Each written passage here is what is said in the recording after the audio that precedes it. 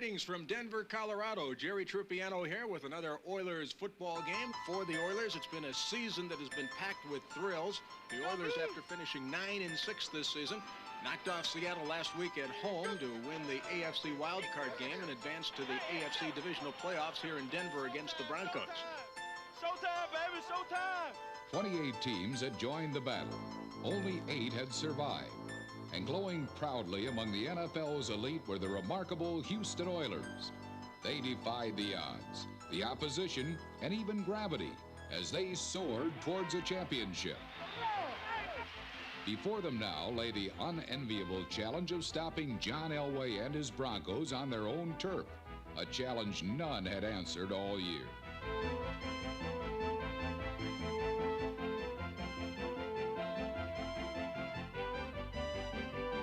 Despite an all-out team effort, the Oilers' Super Bowl Express finally ran out of gas against the eventual AFC champions, 2 stops short of its goal. It was a bitter defeat for this brave young team, but in the end, one dark night could never obscure the brilliance of a starlit season of glory. Dedicated to victory, this talented team charged out of the past and into a bold new era of Houston Oilers football. And Gibbons breaks away at the 30, needs a block at the 35, the 40, the 45, midfield, needs another block at the 45, comes back near side 40. 25-30. Needs another block at the 20, the 10, the 5, touchdown! What an incredible play by Ernest! Under the leadership of owner K.S. Bud Adams Jr. and Executive Vice President General Manager Ladd Herzig, the Oilers captured the hearts of Texans all as they were learning about character, teaching us about pride, and finding the way to win.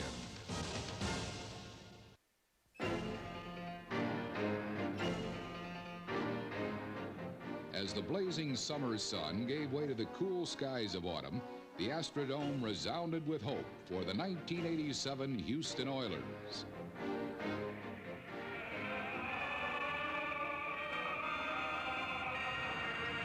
And for opening day, head coach Jerry Glanville had prepared an old-fashioned Lone Star welcome for the Los Angeles Rams. Richard Byrd's sack set the pace for the defense, but the offense wasn't quite yet up to speed. Before they looked up, the Oilers were down 16-3, but a team with faith in itself never dies after just 3 periods, and the Oilers would soon make everyone believe in fourth quarter magic. Rose, caught by Gibbons across the 50, to the 45, the 40, he may go! The 30, 25, 20, 15, 10, 5, touchdown! Charged by Ernest Gibbons' 54-yard catch and lightning run, Houston electrocuted the Rams with 17 fourth-quarter points. But in 1987, such improbabilities became second nature for the second-year wonder from Louisville. Once he caught the ball, no one was harder to bring down. And with a team leading 53 catches, Gibbons proved to be as consistent a threat as he was deadly.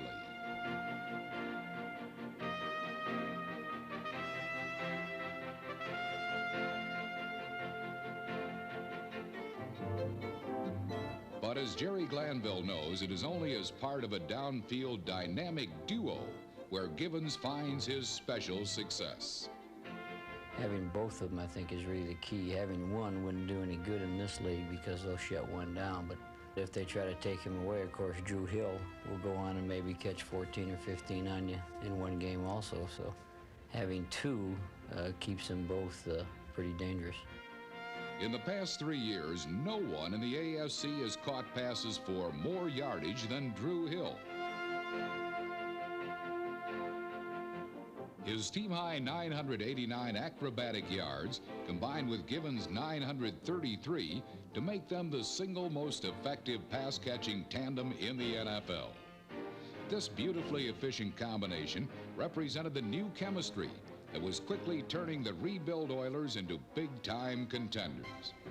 But it was a chemistry that went up in smoke in Week 3 when the players' strike left management in a bind to find replacements. Program. In our first practice, we had 19 people, 3 of which were quarterbacks, 2 of which quit the following day, 5 of which were declared ineligible by the league because they weren't who they said they were. 1 had died 4 years prior to coming out on our team. And so we worked very hard not only to coach players, but to find players. At first glance, the Houston replacements more closely resembled a circus than a football team. We had 2 prison guards who were guards on death row. Both players found it much more interesting being with us because they could say, hope to see you tomorrow, where they said on death row that was a touchy subject. And then we have a pro wrestler, which has been a fun guy to be around. You never know if he's going to tackle you or body slam you.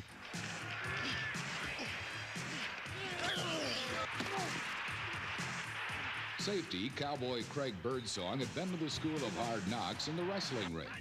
But guard Doug Kellermeyer had to get used to rough living as well. Not so easy for this amateur opera singer used to hitting high notes, not high-charging linemen.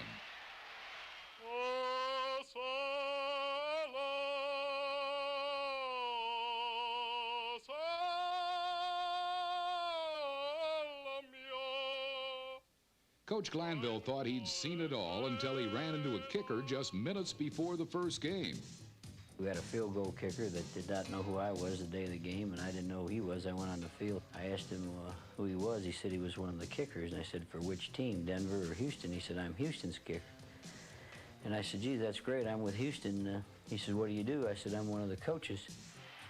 Down the middle. All right. Once everyone got to know each other, though, it was nothing but business. Quarterback Brent Pease directed a near-flawless offense that bombed the Broncos with 40 points and earned Pease a spot on the permanent roster. That's the Oiler 31, and Karcher wants to throw. The rush is on. The ball is thrown in. It is intercepted. Eugene Seal. He might go all the way. Linebacker Eugene Seal and safeties Kenny Johnson and Domingo Bryant all caught on with the team when the regular season resumed. They had delivered 2 key road wins, a tribute to the coach's hard work under pressure and to the spirit of these dreamers who helped to make the Oilers winners. We may be scared, but we're the best ones. Week 7, and while this potential replacement player showed up just a little too late, the Oilers were discovering one player for whom there could be no substitute. He had won the Heisman Trophy in 1983, and after 3 long years of injury and frustration, Mike Rozier's present was finally looking as rosy as his past.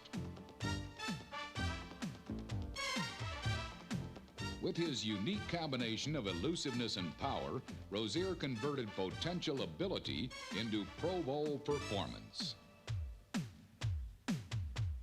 It is no coincidence that 1987 also witnessed the coming of age of Houston's massive offensive line. Behind the united strength of All-Pro Mike Munchak, Bruce Matthews, Dean Steinkuhler, Jay Pennison, and Bruce Davis, Rozier found his way to 5 100-yard efforts and 957 yards in all. Before the strike, Rozier was leading the league in rushing, and against Atlanta, he may have been wearing a new number, but the results were the same. They run the option again. Here comes Moon. Pitches the ball now to Rozier, who are going for the touchdown. Warren Moon running the option. 144 yards from Rozier controlled the flow of the game. But a newfound aerial team of Warren Moon and rookie Curtis Duncan would be needed to win it. Moon, back the pass, looks to the end zone, looks, now he's pressured, throws to the end zone, touchdown! 1 week later, when the Oilers found themselves down 15 points with 6 minutes remaining, the 10th round draftee from Northwestern showed he could do more than just catch passes.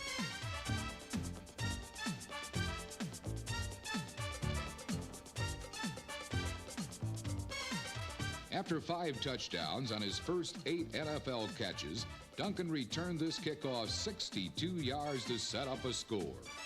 On the ensuing kickoff, Eric Fairs and his special teammates gave Cincinnati a lesson in covering kicks. Alan Lyday knocked the ball loose, and an alert Kenny Johnson recovered the fumble. Then it was time for the quarterback to take over. Houston's ever-resourceful leader set up a touchdown on this 20-yard dash, And then with time running out, he completed the comeback. Third and goal. Moon takes it, dives in. Touchdown! Warren Moon! Such were the heroics delivered regularly by Houston's #1 man. For in 1987, his fleet feet and rifle arm came together to give the veteran his greatest NFL year ever. Along with the terrific twins, Givens and Hill, Moon found rising stars Willie Drury and top pick Haywood Jeffries, number 84. At tight end, number 87, Jamie Williams, completed the arsenal, with whom Warren riddled the opposition with 21 touchdowns. Most by an Oiler since George Blanda's 24 scores 24 years before.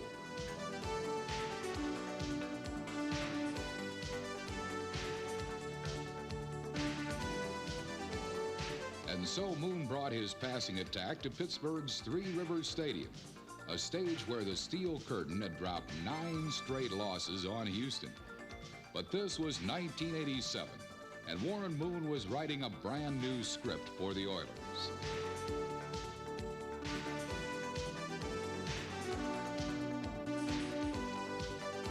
Moon unleashed a barrage of bombs, carving up Pittsburgh's secondary on an amazing 16 of 22 passing for 239 yards and 2 touchdowns. And if Moon seemed merciless on offense, then All-Pro Keith Bostic and the defense were devastating.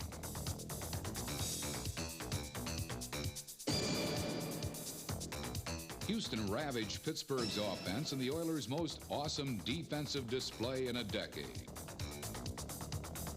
It was a performance born of the guts that the league's most exciting young unit showed all season. At the corners, number 24, Steve Brown, and Patrick Allen patrolled the sidelines with a reckless abandon, equaled only by safeties Bostic, number 31, Jeff Donaldson, and Richard Johnson. But it all begins up front with big number 99, Doug Smith, Richard Byrd, Charles Martin, number 95, William Fuller, and sack leader Ray Childress, number 79. Childress also led the Oilers in inspiration, an area where outside linebackers Robert Lyles and number 91, Johnny Meads, excelled as well. Inside, leading tacklers Al Smith, number 54, and John Grimsley simply controlled the game. And the defense led the 6-3 Oilers into a first-place shootout with the Cleveland Browns. Houston never cleared the hoster. The clock that had just read high noon now looks set to toll midnight on the Oilers' Cinderella season. After a second straight tough loss at Indianapolis, the Houston Oilers were at the crossroads. No one believed they had the talent, the experience, or the character to pull through. No one, that is, but themselves. And the defense did lead them. Here is Fouts back to pass. The blitz is on. He's hit. He lost the ball. It's laying loose, and it's picked up. And here goes Robert Lyles, and he may go all the way. At the 25-20, 15-10, 5, touchdown. Blitzing on virtually every down, Houston stormed over San Diego and right back into first place. Were the Oilers just pretenders or true contenders? The verdict was in. They had found the way to win.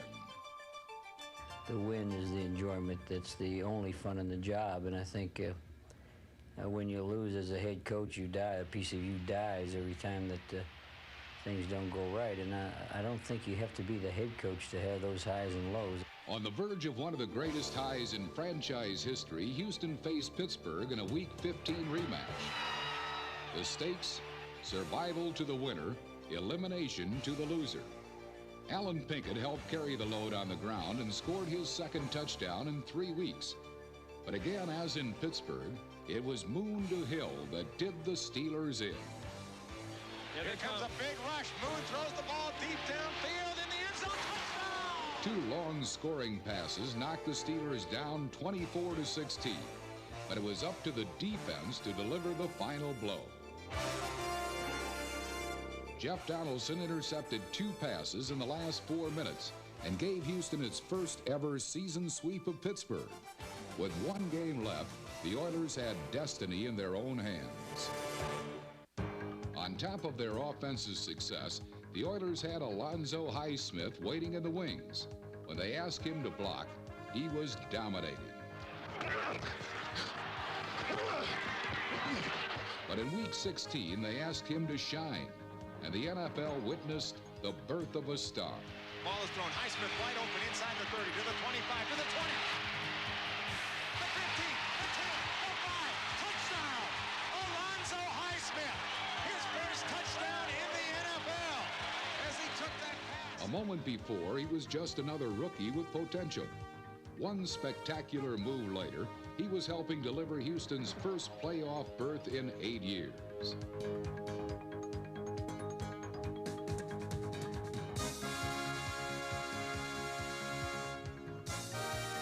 The future had arrived, and there was no turning back.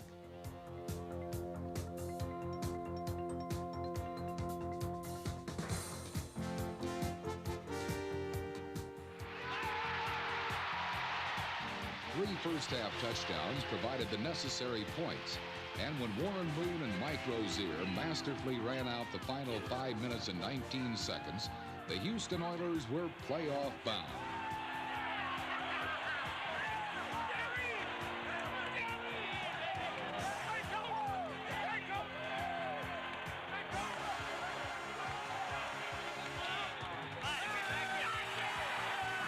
The Oilers had turned the corner to success, and it was a thrill that Jerry Glanville shared generously with the Houston faithful. Here we go. Houston proud. Oh, great, great. Thank you very much. You come in the locker room now when it's all over. Okay. We're going to celebrate a win together? Yes. Great, great, great. Better believe we're all winners tonight. Great, great.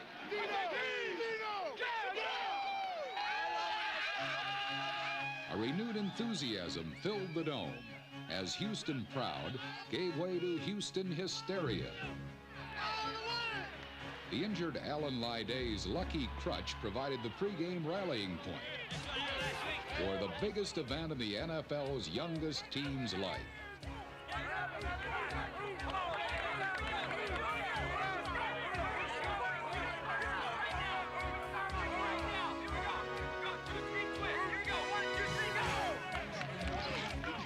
From the first snap, Houston's powerful front five blew the visiting Seahawks off the line as the Oilers controlled the ball for over twice as long as Seattle. On defense, Jeff Donaldson made sure Seattle wouldn't even want it when they did have it. Warren Moon was at his pinpoint best, and Drew Hill and Ernest Gibbons shredded Seattle's secondary.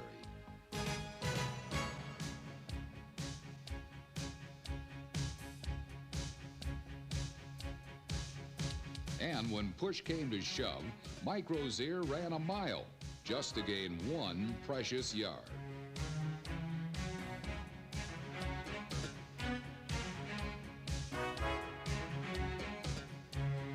Rozier's inspired dive turned the Astrodome head over heels as it put the Oilers on top. A pair of Tony Zendejas field goals gave Houston a 13-10 halftime lead. But after Seattle tied it with a field goal early in the third quarter, there was only one way to turn the tide back in Houston's favor.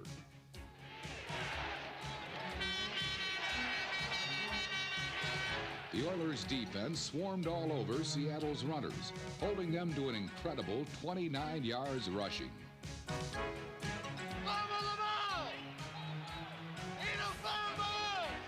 Then, as they had all year, they made the big play.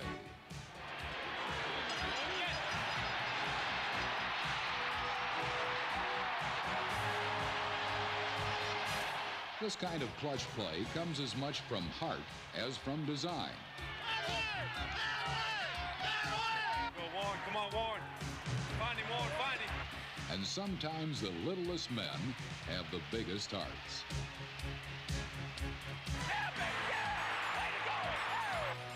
5'7" Willie Drury rose to the occasion for his first NFL touchdown, and the celebration had begun.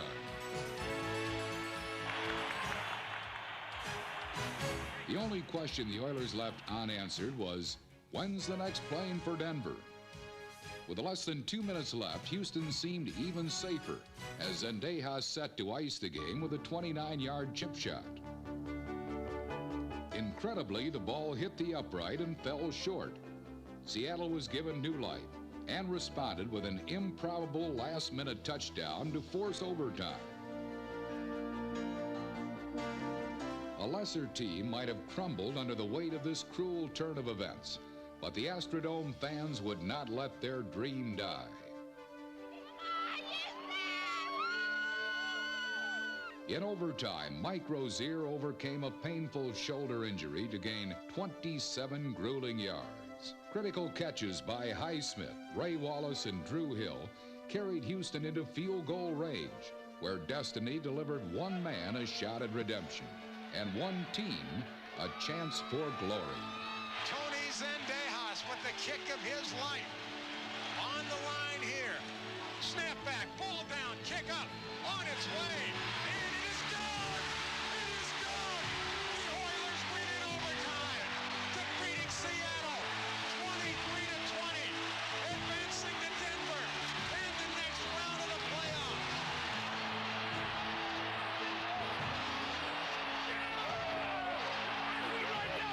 In 1987, the Houston Oilers had taken on the titanic struggle of an NFL season with youth, guts, and desire. During the season, they discovered an inner strength and a renewed sense of purpose. And when it all came together, they were no longer just a football team. The Houston Oilers were winners.